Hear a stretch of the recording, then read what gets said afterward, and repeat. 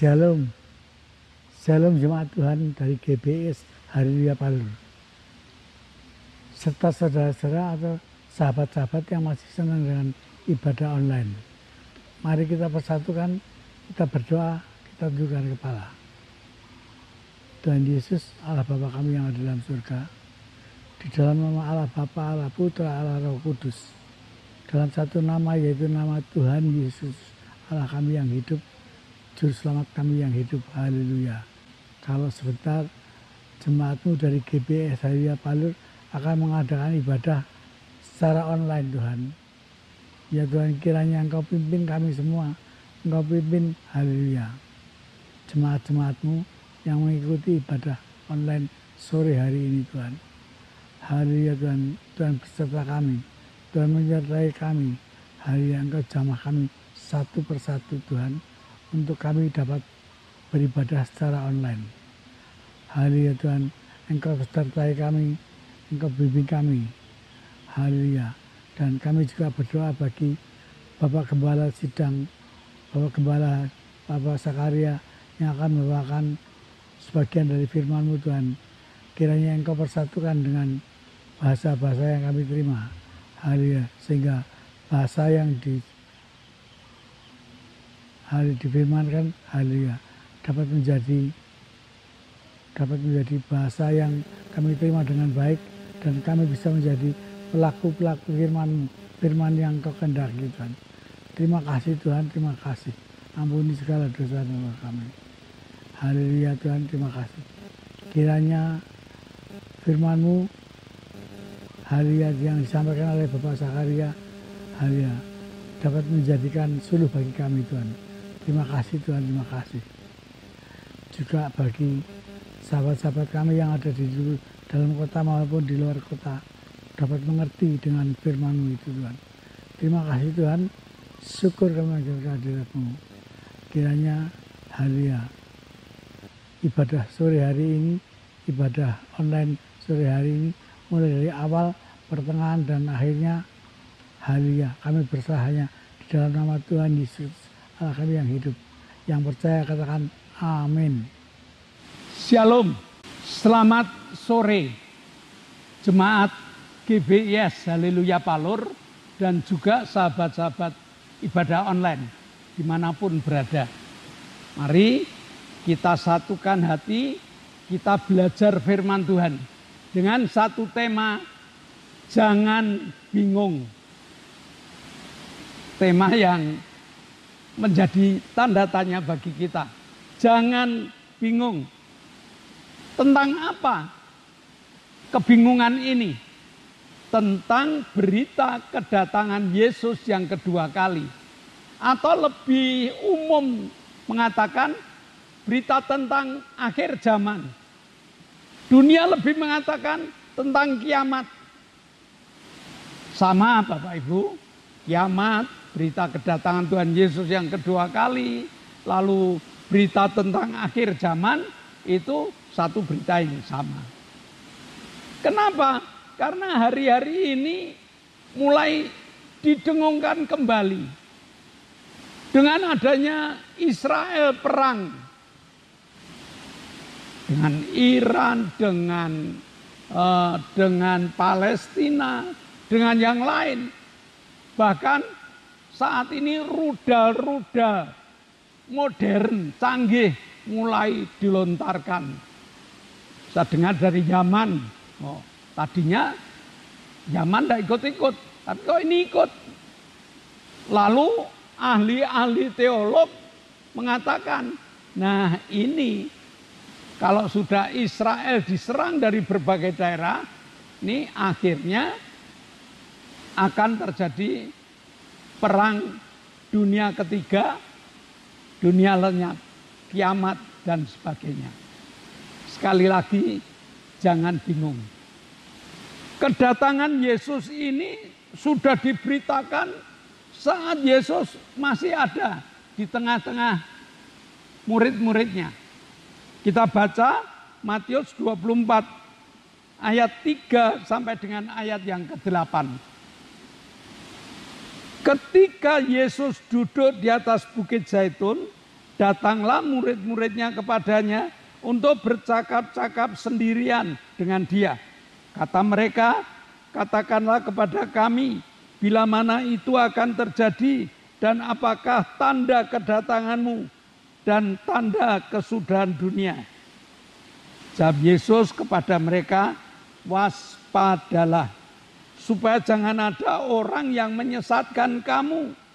Sebab banyak orang akan datang dengan mengatakan namaku dan berkata, akulah Mesias, dan mereka akan menyesatkan banyak orang. Kamu akan mendengar deru perang atau kabar-kabar tentang perang. Namun awaslah, jangan kamu gelisah, sebab semuanya itu harus terjadi, tetapi itu belum kesudahannya. Sebab bangsa akan bangkit melawan bangsa, kerajaan melawan kerajaan, akan ada kelaparan dan gempa bumi di berbagai tempat. Akan tetapi semuanya itu barulah permulaan penderitaan menjelang zaman baru. Sangat jelas Bapak Ibu, yaitu para murid tanya, Tuhan, kapan engkau datang yang kedua kali? Tuhan, kapan akhir zaman itu? Tuhan, kapan kiamat itu? Tuhan tidak mengatakan tanggal sekian, hari ini tanggal sekian, jam sekian aku datang. Nah, bahkan Tuhan pernah mengatakan kedatangan anak manusia itu seperti pencuri. Dan yang namanya pencuri tidak pernah telepon dengan yang punya rumah. Pak, saya mau masuk rumah Bapak pada jam sekian. Enggak. Pencuri itu akan datang di saat si pemilik rumah tidak waspada, tidak siap-siap. Nah, kedatangan yang Tuhan yang kedua kali tidak perlu kita bingungkan. Yang harus kita lakukan adalah memegang teguh firman Allah. Makin siap, kapanpun datang, silakan Tuhan. Jangan bingung Bapak Ibu. Jangan bingung. Walaupun Tuhan mengatakan ada tanda-tandanya. Ya. Tanda yang pertama adalah kabar perang. Dan saat ini deru perang sudah ada. Rusia melawan Ukraina. Tidak hanya itu, ya Amerika juga membantu, walaupun tidak melawan Rusia, tetapi ada bantuan senjata kepada Ukraina. Ya, Israel dibombardir oleh Palestina, oleh Iran, oleh Yaman, oleh negara-negara yang lain. Dan di balik itu semuanya sudah siap.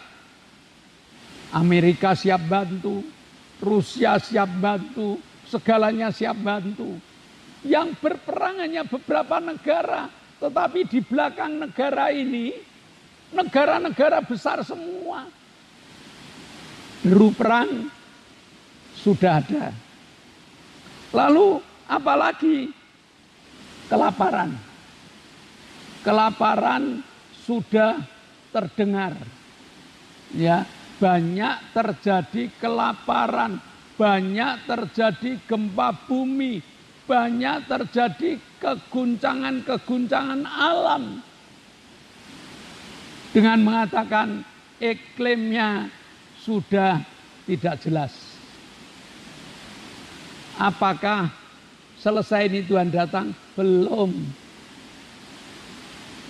Tuhan datang ini harus kita tanggapi dengan kesiapan kita. Jangan sembrono Bapak Ibu.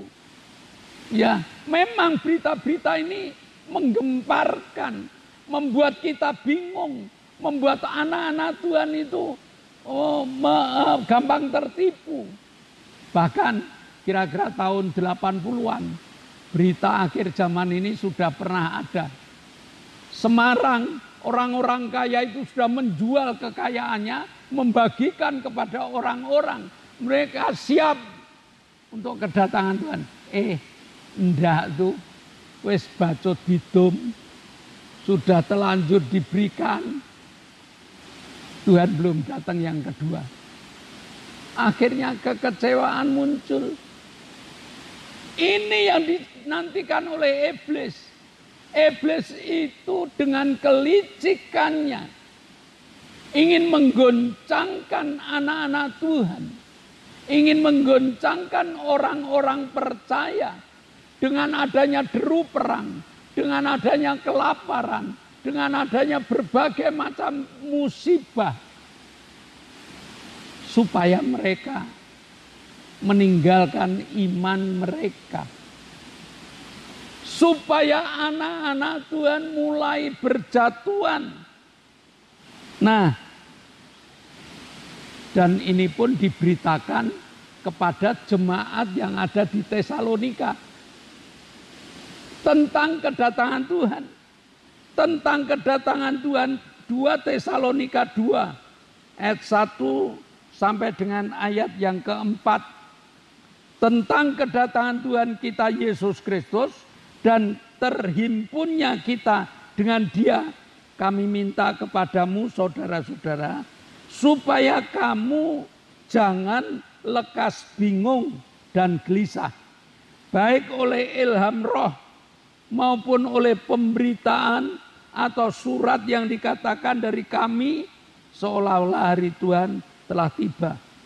Janganlah kamu memberi dirimu disesatkan orang dengan cara yang bagaimanapun juga. Sebab sebelum hari itu haruslah datang dahulu murtad, dan haruslah dinyatakan dahulu manusia durhaka yang harus binasa, yaitu lawan yang meninggikan diri di atas segala yang disebut atau yang disembah sebagai Allah. Bahkan ia duduk di bait Allah dan mau menyatakan diri sebagai Allah. Berita akhir zaman diberitahukan di Tesalonika. Berita akhir zaman diberitahukan kepada saat ini, Bapak Ibu. Ya. Berita tentang perang, berita tentang kekurangan, tentang kelaparan, tentang gempa bumi dan sebagainya. Ditambah dengan nabi-nabi palsu. Lebih mengerikan. Tujuannya apa? Tujuannya supaya banyak yang murtad, Bapak Ibu. Imannya jatuh, kepercayaan pada Tuhan melorot, dia murtad. Kalau hanya sekedar murtad, itu dapat kita lihat. Ditambah lagi bukan hanya murtad, mereka sudah menjadi orang durhaka. Pernah dengar anak membunuh orang tua, menjadi anak durhaka. Dan ini bukan berita baru. Dan ini hampir setiap hari terjadi. Ya, padahal waktu saya masih kecil, anak itu hormat terhadap orang tua. Tapi sekarang, mana ada hormat? Coba Bapak Ibu amati. Anak sekarang, kalau orang tua marah, apakah anak itu takut? Tidak. Ya, dia lebih takut kehilangan HP daripada dimarahi orang tua. Sudah mulai kemurtatan itu terjadi. Sudah mulai kedurhakaan itu terjadi. Bahkan rusaknya gereja itu bukan dari luar. Rusaknya gereja itu dari dalam. Ayat ini mengatakan ada orang-orang yang mulai meninggikan diri. Ada orang-orang yang mulai menyamakan dirinya sebagai Allah di bait Allah. Sudah pemberontakan Lucifer terjadi. Berapa banyak aktivis gereja jatuh. Bukan orang luar, justru dari dalam. Ini yang lebih mengerikan. Ini yang perlu kita waspadai. Kita tidak waspada saling tuding orang lain, tetapi kita waspada dengan iman yang ada dalam hidup kita. Kita harus waspada dengan kecintaan kita kepada Allah. Kita harus waspada dengan praktek firman Tuhan yang harus kita lakukan. Ini yang harusnya di tengah-tengah berita akhir zaman. Jangan bingung tentang akhir zamannya. Bingunglah dengan diri kita sendiri. Apakah kita masih bertahan di tengah-tengah goncangan yang seperti itu? Di tengah-tengah kita melihat berapa hamba Tuhan yang sudah jatuh. Pendeta besar, pendeta kecil, berapa yang jatuh. Aktivis-aktivis gereja yang awalnya jadi panutan, tiba-tiba dia melorot. Kita harus semakin waspada. Saat ini Tuhan mengatakan sama seperti kata kepada Petrus, bahwa iblis menampi kamu. Kalau kamu tidak taat, kalau kamu tidak kuat, kamu akan jatuh. Dan kalau sudah jatuh, tidak mungkin kita akan dicomot lalu dikembalikan. Oleh sebab itu, jangan bingung tentang keadaan dunia. Jangan bingung tentang berita-berita dunia. Jangan bingung terhadap orang-orang yang jatuh. Tetapi kita harus waspada. Pegang teguh kepercayaan kita pada Kristus. Tuhan mau datang hari ini, saya siap. Tuhan mau datang besok pagi, saya siap. Tuhan mau datang 1000 tahun lagi, silakan Tuhan. Bukan kedatangan Kristus yang kedua kali yang harus kita bingungkan. Tetapi perjuangan iman ini yang harus kita bingungkan. Karena kalau kita berjuang mempertahankan iman, kita ditertawakan oleh orang-orang. Dianggap ketinggalan zaman. Dianggap tidak mengikuti perkembangan zaman dan sebagainya. Padahal Tuhan selalu mengatakan, firman-Ku itu loh yang meneguhkan hatimu. Firman-Ku itu loh yang sanggup memberikan jawaban di dalam setiap kehidupan kita. Sekali lagi Bapak Ibu, jangan ikut bingung dengan berita akhir zaman. Jangan ikut bingung dengan kalau kita dengar terjadi peperangan. Bahkan Israel sudah mulai jadi fokus. Biarkan mereka. Karena mereka sudah dinubuatkan oleh Tuhan. Dan kita harus menjaga sampai seperti Rasul Paulus. Aku mempertahankan imanku sampai garis akhir. Jadi bukan kapan Tuhan datangnya, sampai garis akhir. Agar kita tetap menjadi saksi Kristus yang mempraktekkan kasih, yang mempergunakan hidup kita untuk melayani dan memakai iman untuk senjata kekuatan kita. Jangan bingung tentang akhir zaman. Mari kita waspada tentang kehidupan kita. Amin. Mari kita berdoa. Bapa, kami mengucap syukur kok Allah yang mengingatkan kami. Supaya kami tidak bingung dengan berita-berita. Supaya kami tidak bingung dengan melihat keadaan. Supaya kami tetap memiliki Yesus di dalam hidup kami.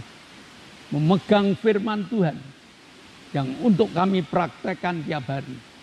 Dan menggunakan pakaian iman dalam perjuangan kami.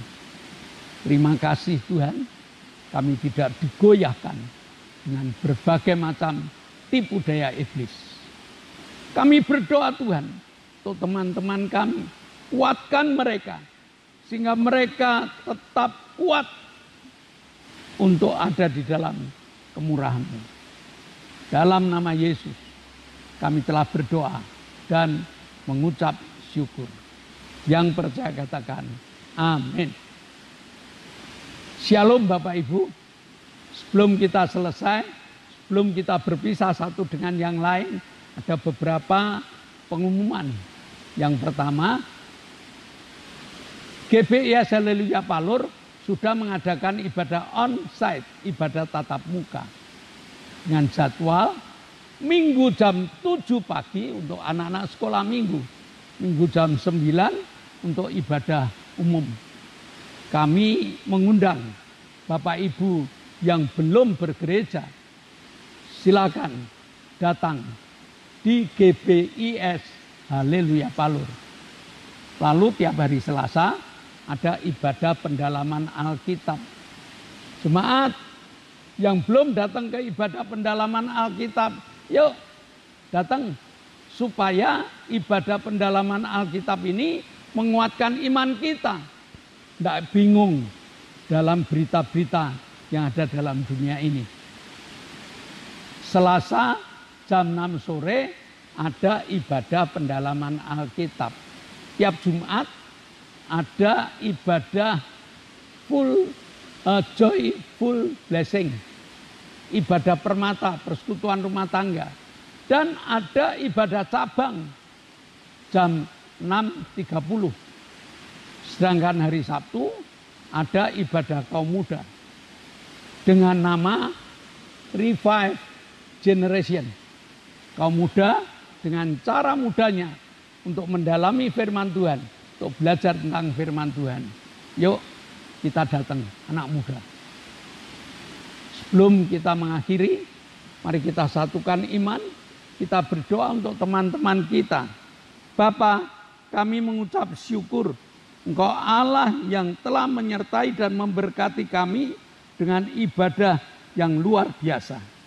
Saat ini sebelum kami berpisah, kami berdoa dengan menyatukan iman. Berdoa untuk Ibu Gito yang kakinya lemah, yang kadang-kadang sesek.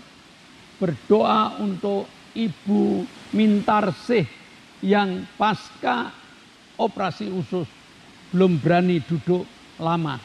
Berdoa untuk Arin yang tulang-tulangnya rapuh hanya dengan jamahanmu, maka Arin disembuhkan. Kami juga berdoa untuk Ibu Mariati, minta dikuatkan Tuhan. Kami berdoa untuk Pak Ngadiman yang stroke ringan. Kami berdoa untuk Bapak Petrus Sutresno yang gagal ginjal. Kami berdoa untuk Ibu Margareta. Kami berdoa untuk Bapak Ishak yang sudah sepuh, minta kekuatan. Kami berdoa untuk Hafid supaya kau jamah dan bertobat. Terima kasih Tuhan. Kami berdoa, tanganmu kau tumpangkan dalam nama Yesus. Jadilah seperti apa yang mereka inginkan. Kami bersyukur kau telah jamah Pak Gito, kau telah jamah Ibu Satinem, kau telah jamah Ibu Bambang. Mereka telah sehat, mereka siap untuk menjadi saksimu. Sebentar kami akan berpisah satu dengan yang lain. Namun kami percaya kau membuka tingkap-tingkap langitmu dan mencurahkan segala berkat-Mu. Jemaat yang dikasihi Allah, kedangkanlah tanganmu. Terimalah berkat untuk rumah tanggamu. Berkat untuk usaha pekerjaanmu. Berkat untuk rancangan-rancangan hidupmu. Berkat jasmani. Berkat rohani. Mengalir, mengalir dan mengalir limpah. Sampai setiap orang yang ketemu engkau heran. Karena engkau diberkati. Dan jika engkau pulang, bawalah berkat dari Allah Bapa. Cinta kemurahan dari Tuhan Yesus Kristus. Serta persekutuan Roh Kudus menyertai engkau mulai hari ini. Sampai Maranatha. Tuhan Yesus datang yang kedua kali. Yang percaya katakan amin. Shalom. Tuhan memberkati.